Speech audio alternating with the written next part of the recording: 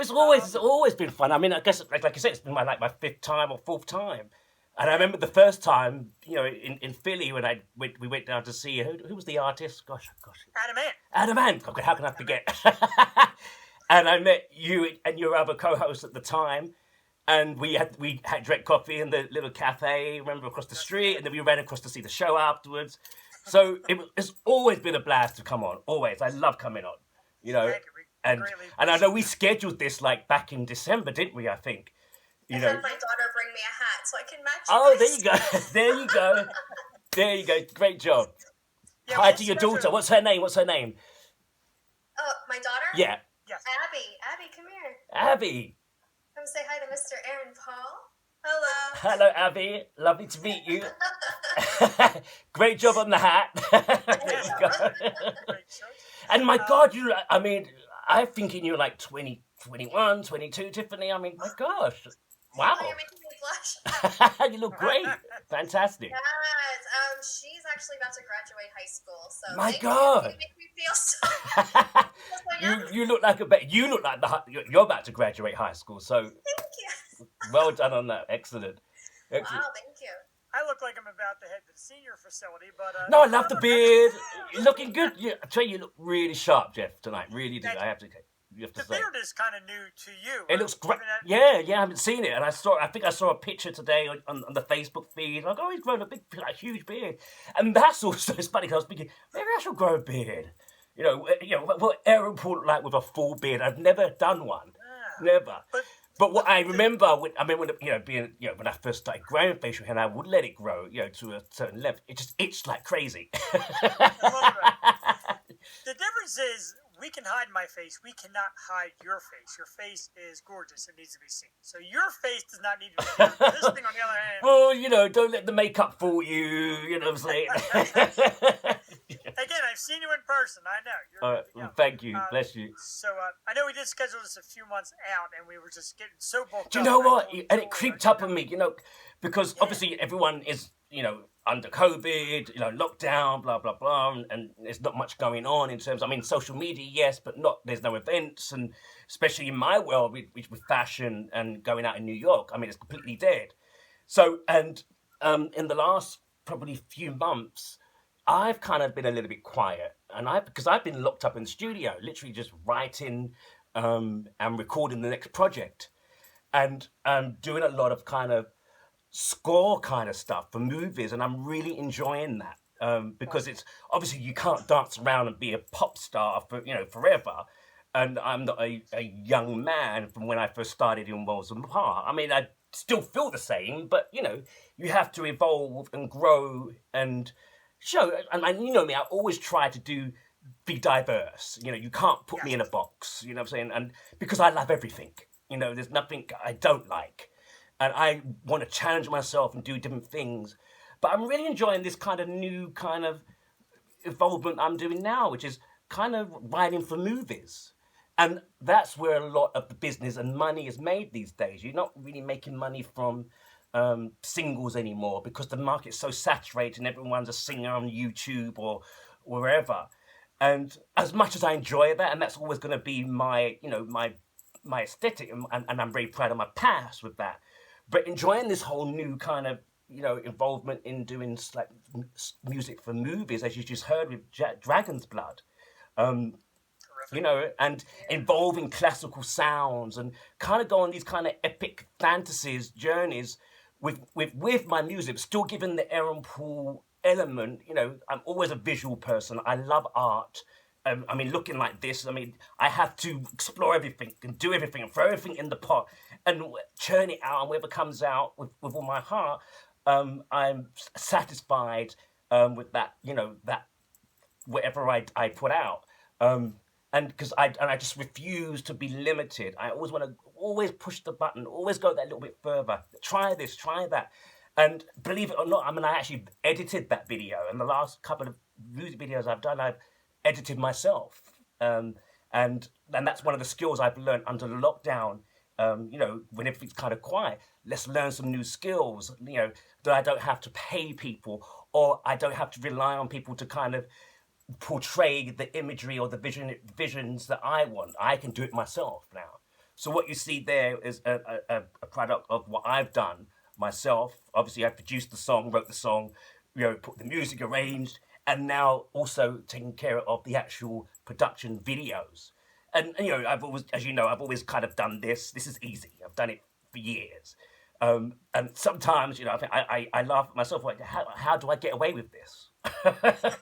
But, people love it and they expect that from me.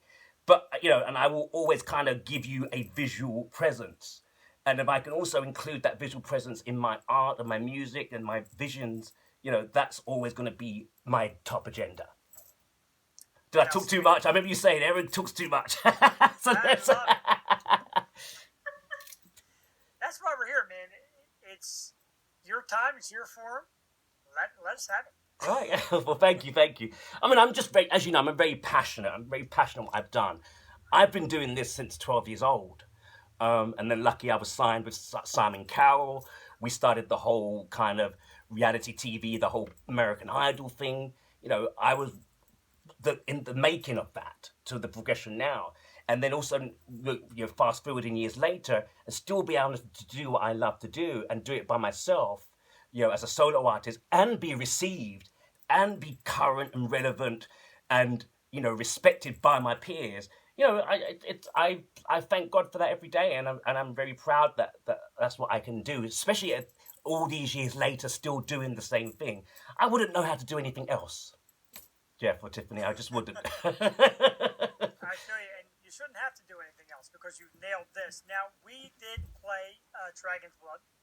And then that was an exclusive for you, so that's the first time that's been seen. We appreciate that. That is outstanding. And, Thank you. I told Tiffany, I said, it's a little different than Aaron's past songs, which are, like I said, you Yeah. Mm-hmm. get up and dance and party. Right. You've done self-love, like be yourself kind of music. Yeah. Now it's a little more deeper. Well, it's still, it's actually, the song Dragon's Blood is inspired by, there's I've got really into like herbal and Ayurvedic kind of herbs and healing and spiritual stuff. And there is actually a resin called Dragon's Blood.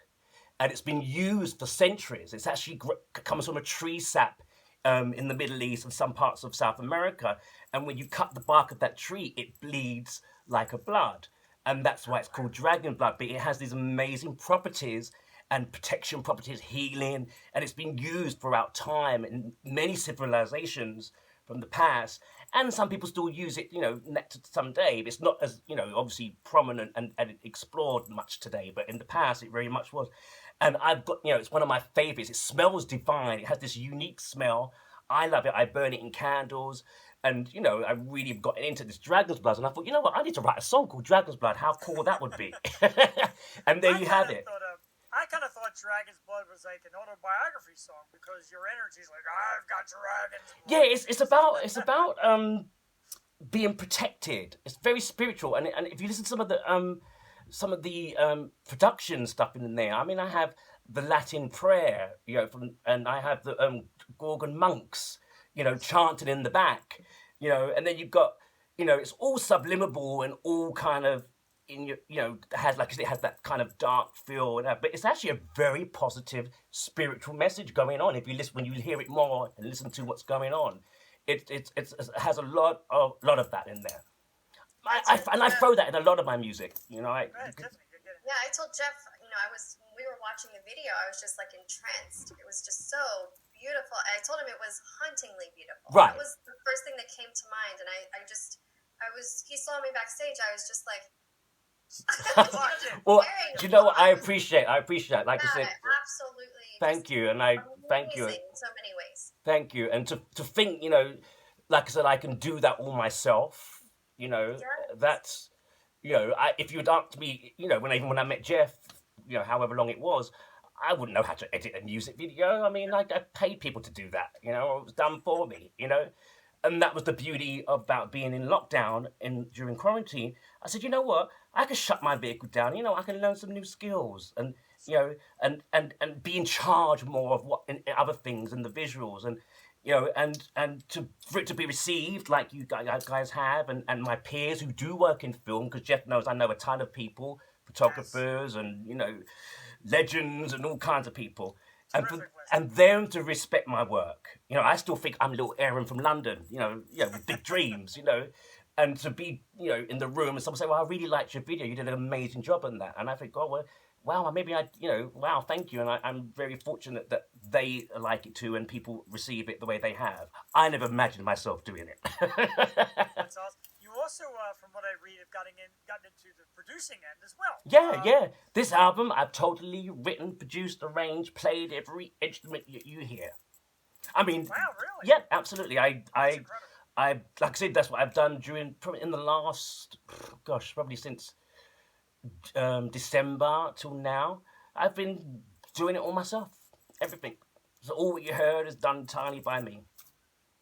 Our little Aaron. Yeah, our little Aaron's growing up so fast. Yeah, but like I said, you can't be young forever, Jeff. You have to evolve and grow, and and my audience, some of them are parents now. From when I was a kid, when a teenager pop star, some of my fans now have kids of their own, and you have to mature, and kind of evolve and grow and explore. And like I said, and my focus is a lot, as you heard with Dragon's Blood, it kind of has that kind of film score kind of vibe, Yes, absolutely. And one of the things I actually really enjoyed doing during, in the last few months, is not doing so much of the social media and going out and all that stuff.